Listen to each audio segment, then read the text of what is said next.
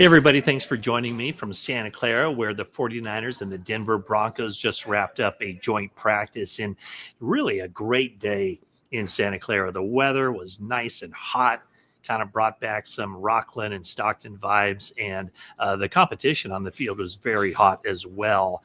A little bit of chippiness, and I'll get to all of it. I was over on the 49ers offensive side, so I watched them go against the Broncos defense. And by the way, the Broncos defense looks really good.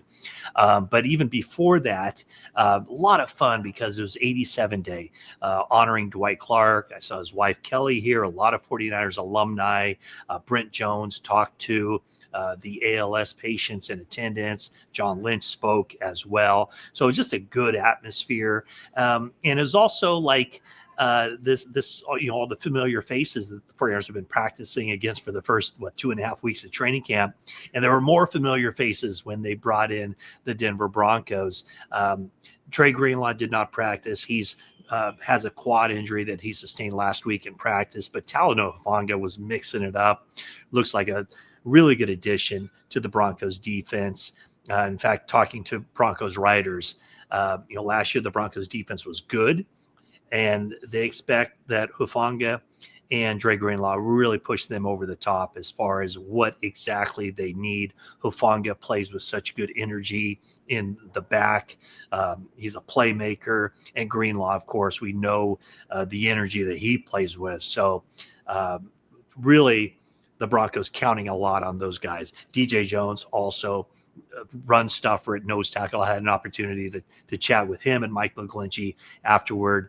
And DJ Jones did tell me that CJ West and he talked, and DJ kind of made the joke, maybe not really a joke, but they've been trying to replace me for a while. Maybe they got somebody here with CJ West. So a good day. And let's get to the practice, because I was primarily focused on the 49ers offense against the Broncos defense. And what I saw initially was darn near domination by the Broncos defense. Pass rush, making life difficult on Brock Purdy. That Brock Purdy and Ricky Pearsall connection that we've seen over the course of training camp was just not there because of the lack of time that Purdy had to throw, and also just the blanket coverage on Pearsall. So, whether it's Patrick Surtain going up against Pearsall in the one-on-ones, whether it was the 7-on-7 drills, and even the first part of 11-on-11, Pearsall and Purdy, that just wasn't happening. And so that was interesting. And it was also, you could see the Broncos defense kind of, they're chirping. They were having a good time. And the 49ers defense, although it's practice, there was adversity there, because they just it looked not real sharp, to be honest with you. And then later in practice, move the chains drills, 2-minute drill. The 49ers offense looked a heck of a lot better, and Purdy did hit Pearsall on just a really short, small gain over on the right sideline in front of Surtain.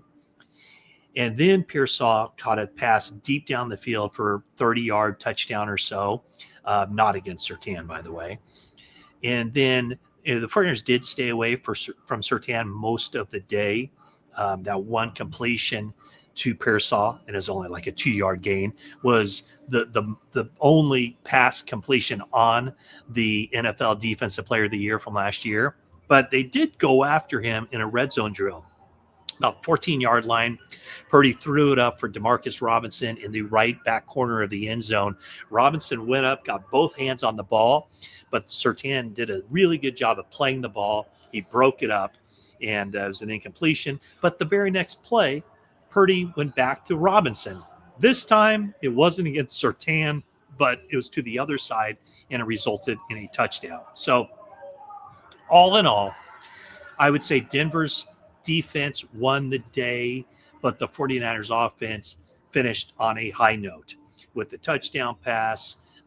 They also made some plays with Mac Jones hitting Tariq Owens. Jordan Watkins made some plays.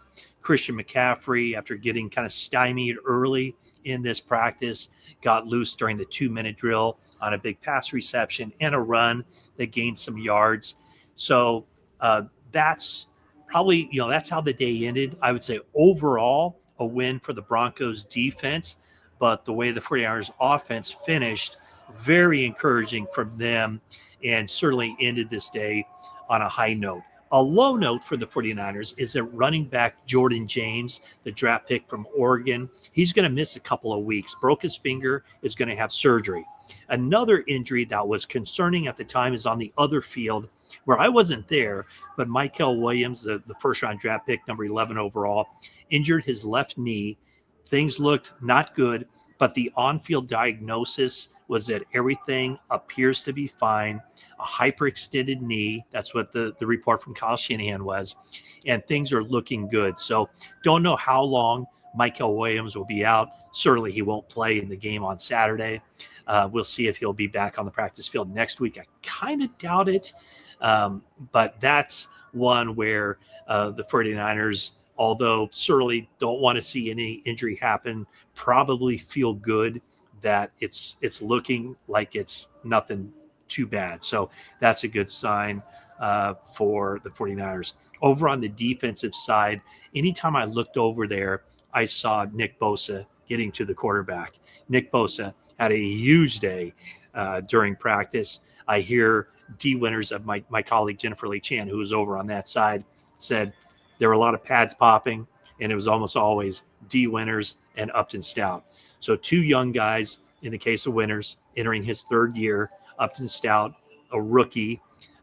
Those two guys have really had good training camps, and both have made significant strides toward week one starting spots. D Winners seems to have created a little bit of separation against Nick Martin for that weak side linebacker spot. And then with Upton Stout making strides and strides and strides toward being the 49ers' top nickelback. So that's where things stand right now. 49ers have had some injuries, a lot of injuries on the defensive line. They bring in Michael Dwumfor, a defensive lineman that they worked out on Wednesday. They released Eli Apple, the cornerback. So I don't know if they're going to have any more moves, whether it's the running back position where now they're down Isaac Guerendo and Jordan James. The receivers seem to have hit a decent spot here. No injuries that I know of coming out of this practice. Defensive line really, really thin. So we'll see where they go from there. Special teams note, Jake Moody made all of his field goal attempts. Let me get you the yardage. His second attempt, I believe it was. Let's get the yardage here. I'm sure this is something you want to know. You got to know the yardage on these field goal attempts. Where is my yardage? Come on, Matt. Oh, here we go. Okay, so the yardage.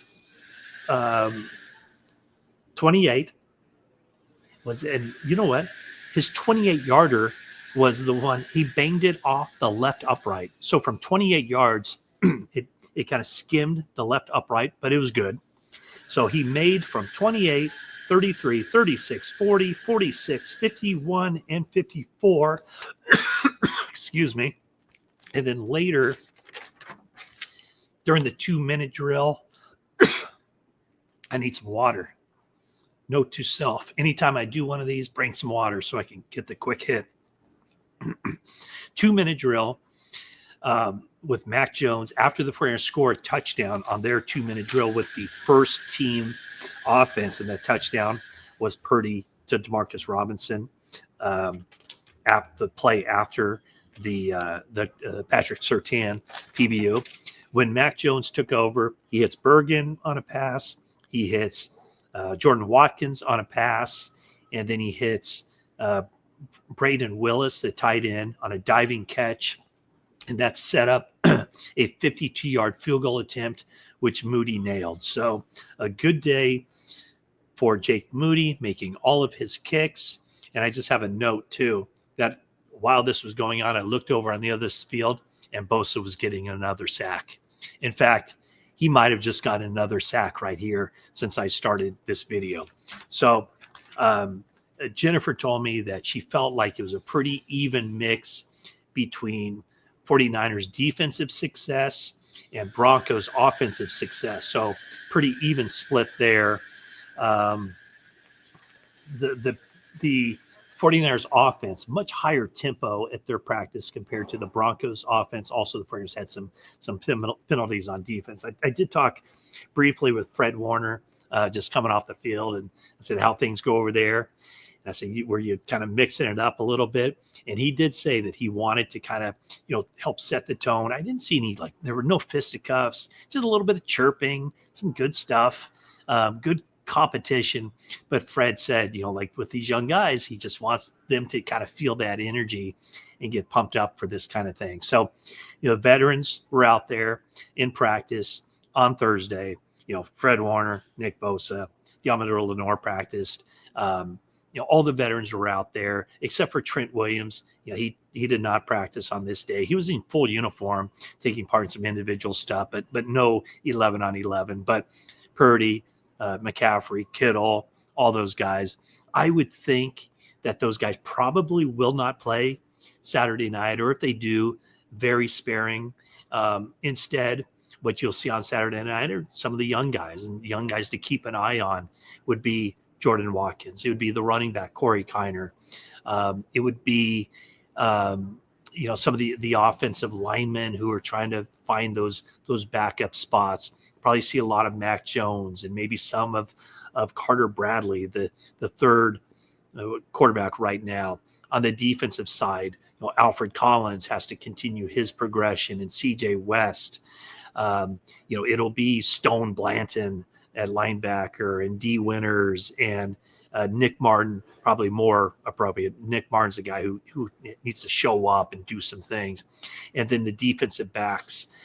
One guy to keep an eye on, Jacob Robinson, a rookie from BYU, trying to win a roster spot. So the veterans will kind of step aside after this practice, after they got a heck of a lot of work on the practice field on Thursday in Santa Clara. And now kind of the young guys, the bottom half of the roster, will take over when the lights go on at Levi Stadium and the Broncos and the 49ers play the first preseason game for those teams. So that's the rundown from Santa Clara, 49ers and Broncos practice. It was a really good day, a lot of fun. A lot of, the coaches say a lot of good work. And, I'd say all signs pretty positive for the 49ers for this first practice against another team, first time on the field against another team. And by the way, Broncos are pretty good. 10-7 last year. That defense looks good. I think the offense will be better. So, they're in a position where they can honestly make a run at the AFC West against the Chiefs, against the Chargers. By the way, bad news coming out of Chargers with Rashawn Slater out for the year with a torn patellar. So anyway, 49ers, yes, they've had injuries. The only injury right now that appears to be something that's happened here in training camp that could last into the regular season would be the torn pec from Kevin Givens. But a lot of nicks and bruises and 1 or 2 week injuries, but they should be rounding back into form next week when they practice against the Raiders. That's probably a good place to end it before my voice gives out. Thanks for tuning in.